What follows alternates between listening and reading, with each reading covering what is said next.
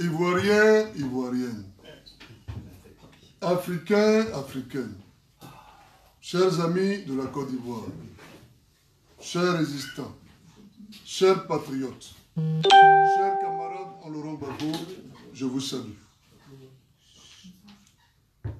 Chers amis, nous sommes en ce moment même à la réunion du CRI panafricain, réunion hebdomadaire. Réunion que nous organisons maintenant depuis 8 ans, et ce quasi hebdomadairement. Tous les vendredis, nous avons réunion. Donc nous sommes en train de travailler. Et je veux ici vous livrer au nom de tous mes camarades quelques petites décisions que nous avons arrêtées. La première, c'est que nous continuons le combat, malgré les difficultés. Et nous ne menons pas de combat qui soit lié à quelques opportunités.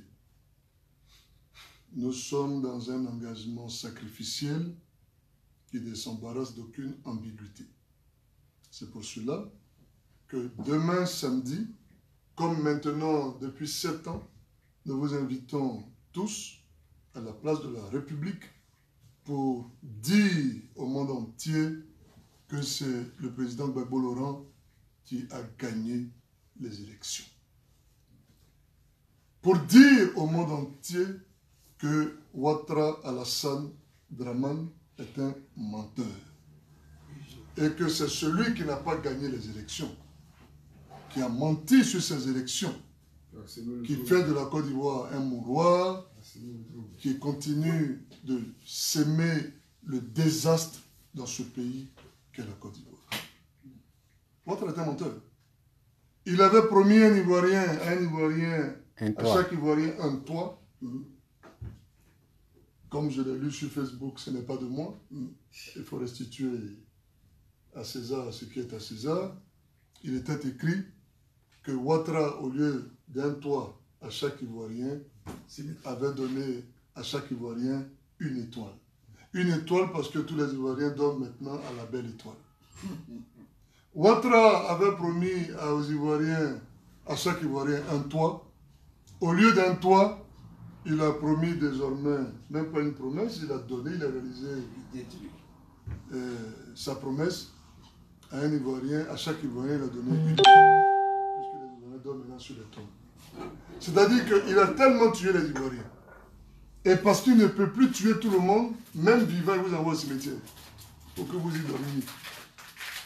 Donc, nous rassembler pour dire que Ouattara est un menteur, pour dire que Ouattara est un assassin, pour dire que Ouattara est un tueur, pour dire que Ouattara est une gangrène, non seulement pour la Côte d'Ivoire, mais également pour la jeunesse africaine, car c'est de ça qu'il s'agit.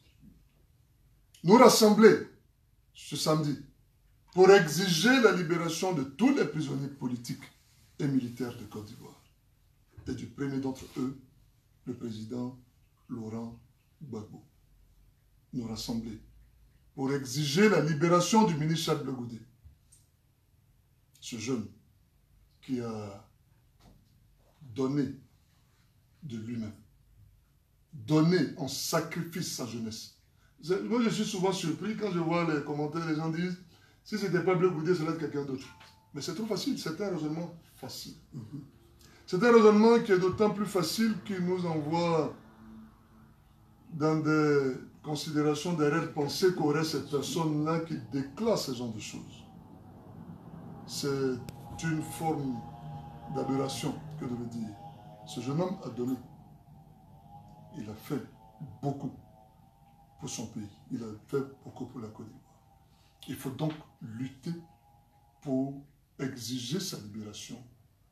Car il ne faut pas confondre les choses. Le ministre Charles Blé Goudé est un prisonnier politique. Et nous parlons du prisonnier politique. Et nous parlons de notre engagement à lutter pour la libération des prisonniers politiques. Nous mobiliser pour exiger la libération de la première dame.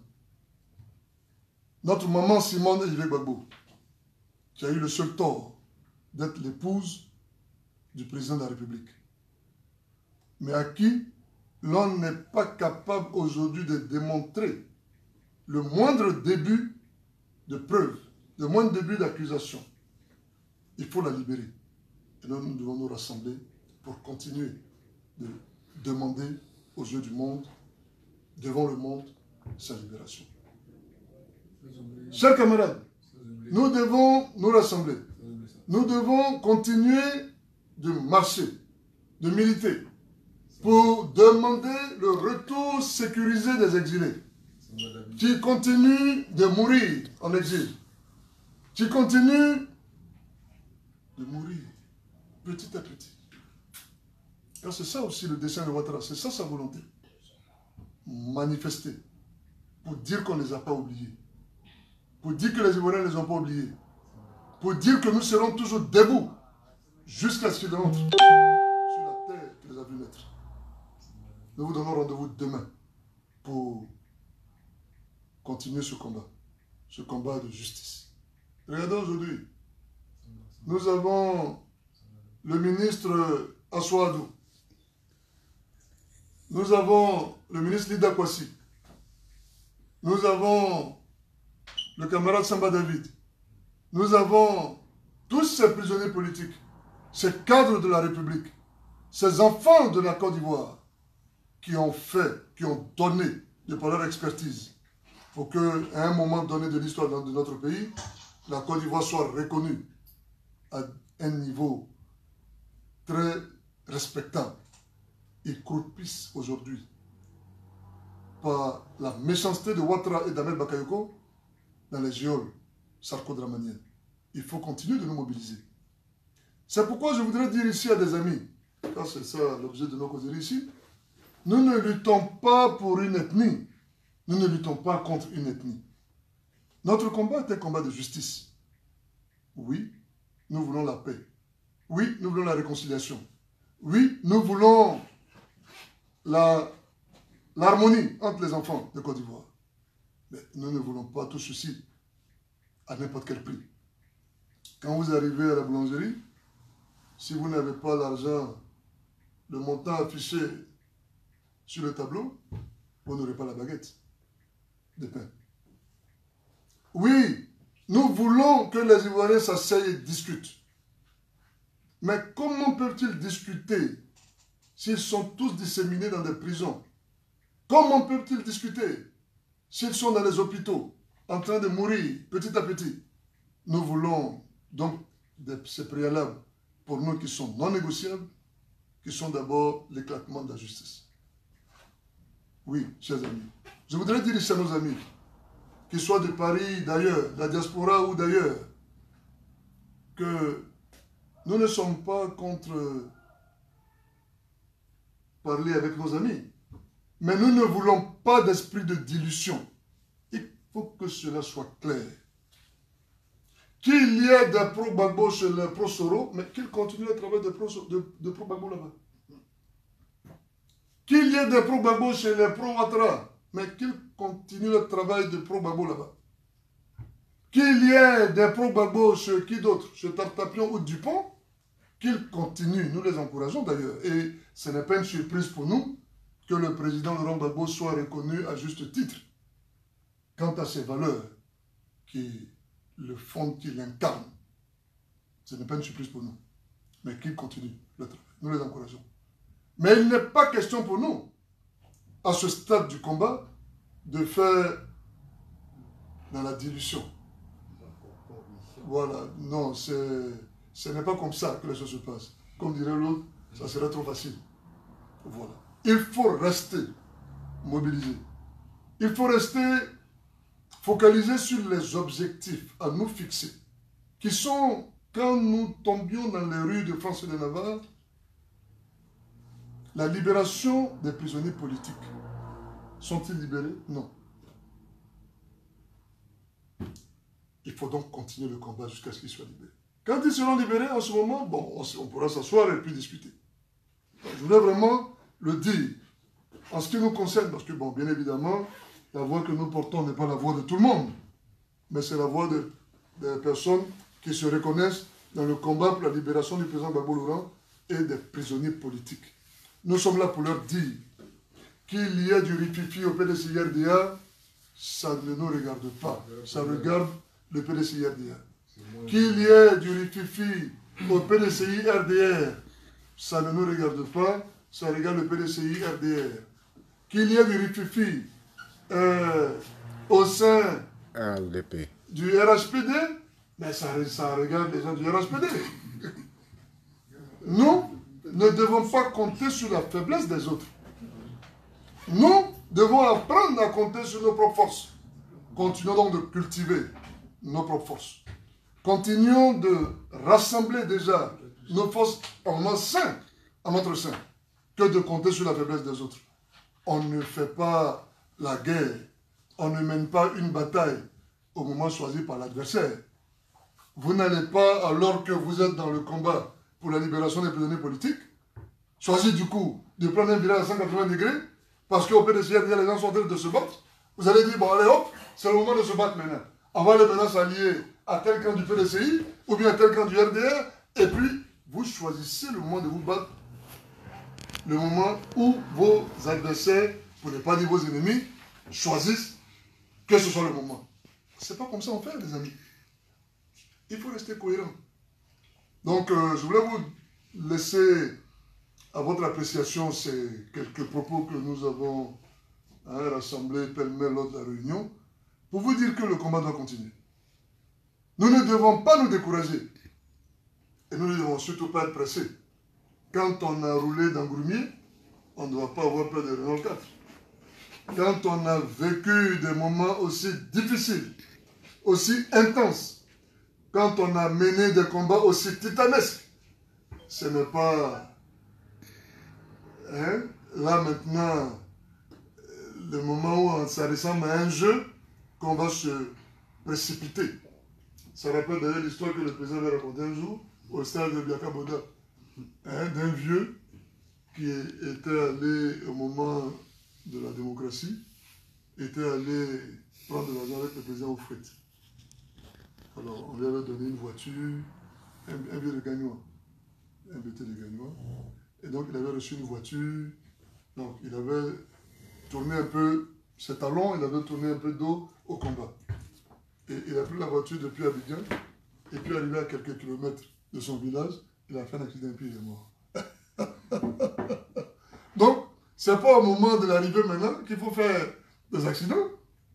Les accidents où nous allons confondre vitesse et précipitation. Il faut aller doucement. Chacun va à son rythme. Il faut aller doucement. C'est pourquoi je veux ici féliciter les camarades du club panafricain. Les amis, moi je suis fier. Je suis fier d'appartenir au club panafricain. Oui. Oh, oui. Je suis fier et je suis convaincu que beaucoup, même s'ils ne nous aiment pas, nous prennent un exemple. Et c'est ce qui est important. Parce que nous sommes cohérents. Voilà, il faut rester cohérent. Voilà. Il faut rester cohérent et puis il ne faut pas confondre vitesse et précipitation. Comme les gens, ils aiment souvent dévoyer. Il y a trace et puis il y a trace. Hein? J'aime bien cette image de la diarrhée. Quelqu'un qui fait la diarrhée, s'il marche, il laisse des traces. Mais c'est des traces diarrhéiques. Et ces traces-là sont suivies non pas par des hommes, mais par des mouches.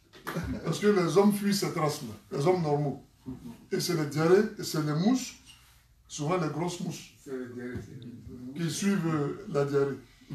Donc il y a trace et puis il y a trace. Il y a même perruque et puis il y a perruque. Il y a des perruques qu'on arrache facilement. On va parler de... Est-ce que vous voyez? Donc, les traces, il faut que ce soit des traces comme le président de Gbagbo nous a donné l'habitude de les imiter. Des traces exemplaires, comme dit Papa Gaston. Des traces faites dignité. Quand vos enfants vous regardent, ils sont fiers. Quand vos amis vous regardent, même s'ils ne vous aiment pas, ils sont fiers. Quand le monde parle de vous, on parle de vous en termes de valeurs humaines, de qualités humaines, indiscutables. On dit, oh, lui là, vous pouvez dire tout ce que vous voulez de lui, mais en tout cas, on reconnaît que. C'est ça qui est important. Donc, je suis très fier de vous. Et comme disait Napoléon, la mère de Napoléon, Laetitia, pourvu que ça dure, pourvu que nous allions jusqu'au bout, jusqu'à la libération du président Laurent Gbagbo et des prisonniers politiques. Voilà les amis ce que je voulais vous délivrer comme petit message. Il faut que nous continuions ce combat. L'heure n'est plus aux dissertations. De savoir si, quelle attitude il faut avoir par rapport à ça. Ça c'est Gbagbo Laurent, le président Gbagbo Laurent qui va avoir cette attitude. C'est lui qui va nous dire. Si vous commencez à faire la politique de ça, là, de ce niveau-là, lui il va faire quoi maintenant? Donc que chacun connaisse sa place, que chacun fasse ce qu'il sait faire. Nous, ce qu'on sait faire, c'est donner de l'amour aux prisonniers politiques. Leur dire que nous sommes là et que nous ne les oublierons jamais, que nous travaillerons jusqu'à ce qu'ils soient libérés. Notre combat, ce que nous savons faire, c'est de dire au monde que c'est le président Gbagbo Laurent qui a gagné les élections. Notre combat, ce que nous savons faire, c'est d'arpenter les rues, les hameaux les plus reculés, pour dire au monde qu'il y a une dame qui est emprisonnée, qui est mise au secret, gardée au secret, qui a eu le tort d'être l'épouse du président Laurent Gbagbo. Et ceux emprisonnés, ceux dans un silence assourdissant des associations des droits des femmes. Dans un silence assourdissant des femmes, elles-mêmes politiques, qui sont en Côte d'Ivoire, qui prennent plaisir, un malin plaisir, à voir notre maman souffrir dans les prisons de Sarkozy et de Draman en Côte d'Ivoire. Notre travail, c'est ça. Dire au monde entier qu'il y a encore en Côte d'Ivoire des ministres de la République qui sont incarcérés. Jean-Gervais Keïdé, un cadre du FPI, du Front Populaire Ivoirien, est encore en prison. Le ministre Lida Kwasi est encore en prison. Le général Doboblé est encore en prison. Le commandant Seka est encore en prison. Nous ne les occupons pas. Nous ne pouvons pas les enjamber. Nous ne pouvons pas les sauter et aller parler de réconciliation ou que sais-je encore. Nous devons être unis sur cet objectif de la libération. Nous ne devons pas nous disperser. Nous ne devons pas courir derrière des élections en oubliant que nous avons encore des prisons pleines de nos compatriotes. Sans compter ceux qui sont tombés, les armes à la main, pour défendre les institutions de la République. Donc voilà un peu ce que je voulais vous délivrer comme message, pêle-mêle. Donc continuons le combat. Voilà. Demain, à République, nous nous retrouvons pour manifester. Nous devons continuer ce combat-là. C'est ce combat-là qui est important. Même si beaucoup pensent qu'il est nul, même si beaucoup pensent que les marches sont inutiles, bon, enfin, nous leur laissons la responsabilité de leurs propos, mais nous devons continuer, nous, à battre le pavé. Nous devons continuer à donner de l'espoir, de l'espérance aux Ivoiriens, mais également au-delà, aux Africains. Je voudrais vous remercier, vous souhaiter à tous et à toutes une bonne nuit et vous donner rendez-vous à la place de la République demain dès 15 h. Je vous remercie.